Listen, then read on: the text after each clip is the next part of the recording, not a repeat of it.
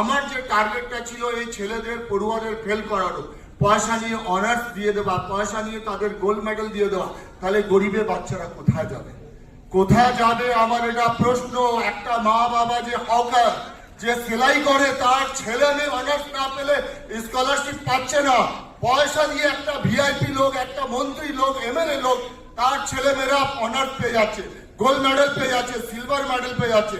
Justice করতে হবে, সবাইকে করতে হবে। আর আপনারা অন্যায়ের বিরুদ্ধে প্রতিবাদ করতে শিখুন, এখান থেকেই শুরু করুন, প্রেসিডেন্সি কলেজ থেকেই শুরু করুন, কোথাও ভয় করবেন না। সত্য সবসময় সত্য জিত হয়, সত্যমে জয়তে। ছাত্রদের উপরে যে অত্যাচার আরজি করে হচ্ছিল সেটা দেখে আমি থাকতে পারিনি, আমি খেতে পারতাম না, আমি ঘুমোতে পারতাম না। সেটা আমাকে বাধ্য করলো প্রতিবাদ করার জন্য। এবার আমি আমার লড়াইটা ওখান থেকে শুরু করলাম। 18 months কন্টিনিউয়াস ফাইট আমি করেছি अगेंस्ट करप्शन एंड इरेगुलारिटी, যাতে ছাত্রদের উপরে আর অত্যাচার না হয়। আমি শুনছি এখন যা ছাত্ররা আন্দোলন করছেন, প্রোটেস্ট করছেন, অনেকেই অনেক কথা বলছেন। মুখে কথা বলাটা অনেক সোজা, কিন্তু আমি নিজে চোখে আন্দোলন দেখেছি, অনেক আন্দোলন দেখেছি। 2022 সালে ডক্টর সন্দীপ ঘোষের এগেনস্টে 1 মাস ধরে আন্দোলন চলেছিল, হাঙ্গার স্ট্রাইক হয়েছিল। আপনি দেখেছেন কি ছাত্ররা ওনাকে তাড়া করেছিল। আমি স্টুডেন্টদের সঙ্গে গিয়ে দেখা করলাম, দেখা করার পর রিয়েল ফ্যাক্ট কি, এটার মধ্যে কোনো কালার নেই। তার কারণ প্রশাসন ভয় পেয়ে গেছে, ওদের চেয়ার নড়ে গেছে, ছাত্ররা ওদেরকে শিখিয়ে দিয়েছে বাংলার মাটিতে ছাত্ররা অন্যায় সহ্য করবে না। ছাত্ররা বুঝে গেছে সব থেকে বড় পাওয়ার স্টুডেন্ট পাওয়ার, এর থেকে বড় পাওয়ার সারা পৃথিবীতে কেউ নেই। এবার কেন সহ্য করবে? কত অন্যায় সহ্য করবে? দিনের পর দিন, দিনের পর দিন, দিনের পর দিন। এর তো একটা শেষ করতেই হবে, এর শেষ হতেই হবে।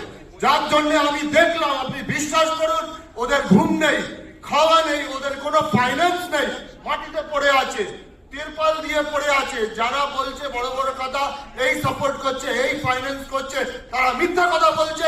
বেসিক্যালি তারা ভয় পেয়ে গেছে, তারা ভয় পেয়ে গেছে তাদের সরকার না পড়ে যায়।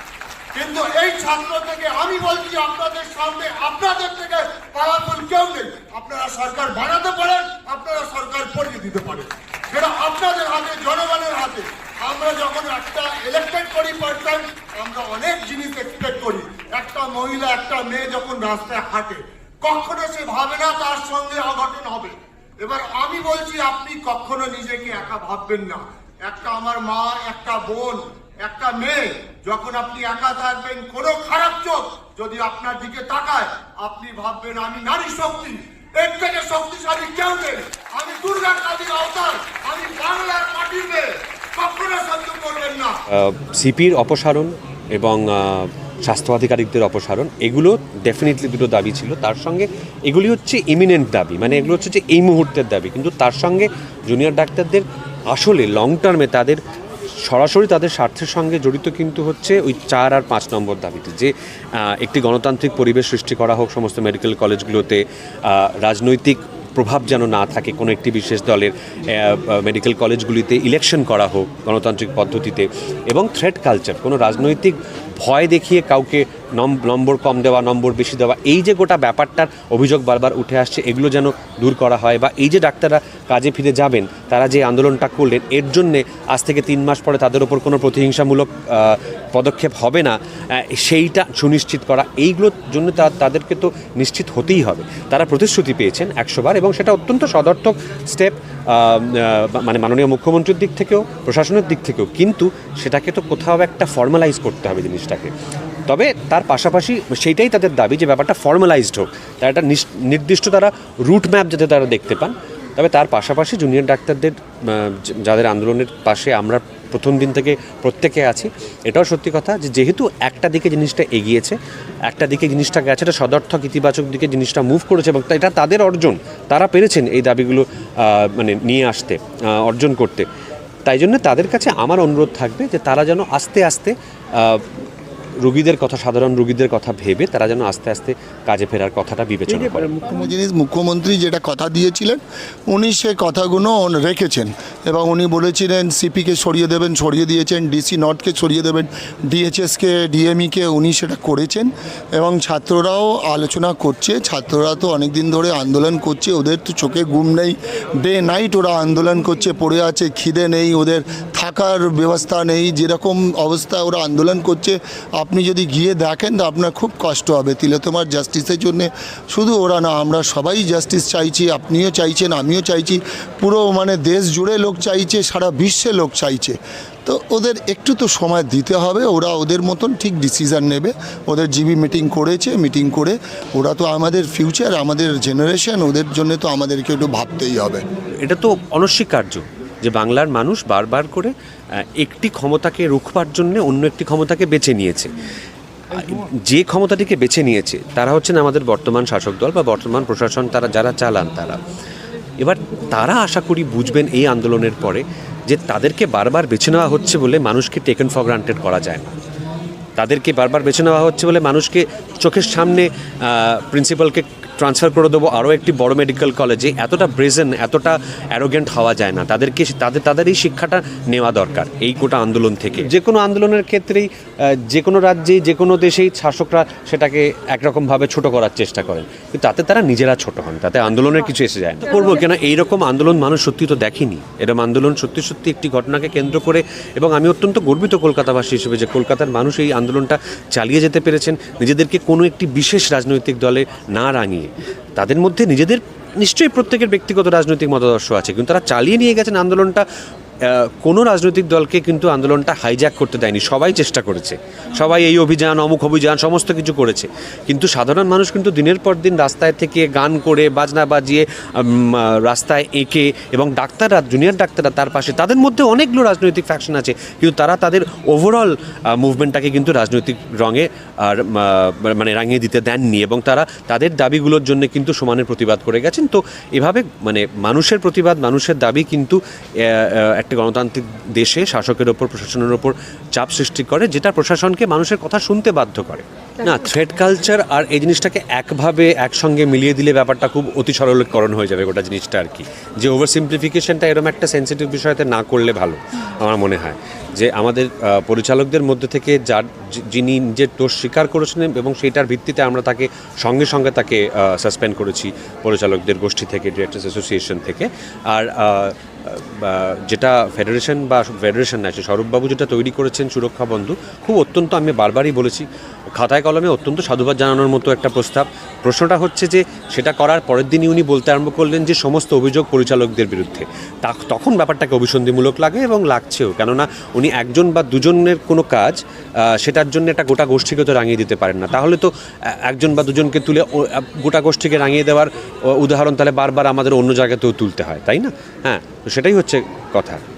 অনেক স্বাস্থ্য তো অনেক বড় ডিপার্টমেন্ট, আর তার নিচে তো আরও প্রচুর লোক আছে, প্রচুর অফিসার আছে। এটাও হতে পারে কি এই যে খবরগুলো ডক্টর সন্দীপ ঘোষে তো অনেক ওয়েল উইশার ছিল, তারা হয়তো যেরকম আপনি দেখছেন তথ্য প্রমাণ লোপাট করে দিয়েছে, সেরকম এটাও হতে পারে কি ফাইল ওনার অবধি পৌঁছতোই না পৌঁছলে তো ওনার পক্ষে তো জানা, একটা এত বড় ডিপার্টমেন্ট উনি কী করে জানবেন, এবং ওনাকে ভুল বোঝানো হয়েছে, সেটা একটা কমিউনিকেশন গ্যাপ হয়েছে। কিন্তু উনি যখন বুঝতে পারেন, ওনাকে তো সাসপেন্ড করা হয়েছে, ওনার বিরুদ্ধে অ্যাকশন নেওয়া হয়েছে। প্রেসিডেন্সি কলেজ থেকেই প্রতিবাদ শুরু হবে, এটা আমি আপনাকে কথা দিয়ে যাচ্ছি, ইনশিওর করে যাচ্ছি। আর বাংলায় থ্রেড কালচার আমরা পুরো অ্যাবলিশ করে দেবো, শেষ করে দেবো এটাকে। আমি প্রতিজ্ঞা নিচ্ছি ছাত্রদেরকে, আমি রিকোয়েস্ট করছি এই প্রোটেস্টটা এখান থেকেই শুরু হোক। বউবাজার থানা এফআইআর হয়েছিল, আমাদের বাংলার মাটিতে ছাত্ররা আর সহ্য করবে না অন্যায়, থ্রেড কালচার সহ্য করবে না। এখন দেখছেন ছাত্ররা প্রোটেস্ট করছে, ওরা জাস্টিফাই আছে, ওরা প্রত্যেকটা অন্যায়ের এগেইনস্টে প্রোটেস্ট করছে। কিছু ট্রান্সফার হয়েছে, কিছু লোককে এদিক ওদিক করা হয়েছে, তো থ্রেড কালচার একদম পুরো অ্যাবলিশ হয়ে যাবে, ছাত্ররাই করবে। নিজেদের স্বাস্থ্য সচিবকে সরাবার যে দাবি ছিল সেটা তো করা হলো না, স্বাস্থ্য সচিবকে তো সরানো হয়। দেখুন, ওদের জিবি মিটিং আছে, স্টুডেন্টদের, জুনিয়র ডাক্তারদের, ওরা জিবি মিটিং করছে, করে ওরা আবার অ্যাডমিনিস্ট্রেশনের সঙ্গে কথা বলবে। রিফিউজ তো করেনি, রিফিউজ করেনি। এবার হেলথ অনেক বড় সেক্টর, দুজনকে করা হয়েছে। এবার সবাইকে একসঙ্গে করে দিলে এটা একটা জরুরি পরিষেবা, এমার্জেন্সি বিভাগ চলবে কি করে, তাকে তো এটা সামলাতে হবে। তা আমার মনে হয় নিশ্চয়ই হবে, যখন মুখ্যমন্ত্রী কথা দিয়েছেন উনি ওনার কথা রেখেছেন। 24 ঘন্টার মধ্যে উনি কিন্তু লোককে যার যার কথা বলেছিলেন উনি ট্রান্সফার করে দিয়েছেন। তা আমাদের একটু বিশ্বাস রাখতে হবে, আস্থা রাখতে হবে। দেখুন, আমরা তো পজিটিভ রেসপন্স দেখছি, তার কারণ ওরা মুখ্যমন্ত্রীর সঙ্গে দেখা করেছে, কথা বলেছে, আর আমরা সবসময় পজিটিভ ধরবো। তার কারণ একটা স্টেটকে ধ্বংস করা ছাত্ররা কোনোদিন চায় না, ছাত্ররা এটাকে আপগ্রেড করতে চায়, উন্নতি করতে চায়। তো ছাত্ররা সবসময় ভালো চাইবে, ওরা একটা স্টেটের নাম খারাপ করবে না, রিপুটেশন খারাপ করবে না, ইমেজ খারাপ করবে না। একটু ওদের উপরে ভরসা রাখো, ওরা জেনারেশন, দেয়ার ফিউচার, ভরসা রাখতে হবে ওদের উপরে।